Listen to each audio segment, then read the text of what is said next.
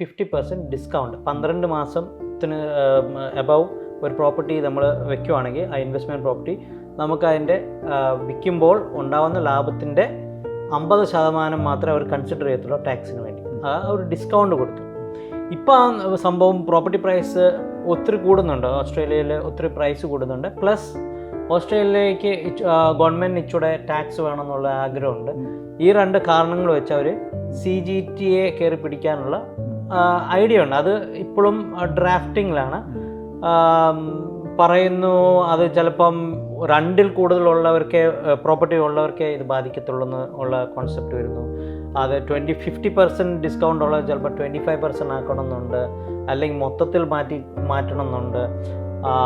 അല്ലെങ്കിൽ വേറൊരു ഗുഡ് ഞാൻ കേട്ടത് ഗോഡ് ഫാദറിങ് എന്ന് പറയും. അതായത് ഇപ്പോൾ പ്രോപ്പർട്ടി ഉള്ളവർക്ക് പ്രശ്നമില്ല, ഈ റൂൾസ് ഇംപ്ലിമെൻ്റ് ആയി കഴിഞ്ഞ്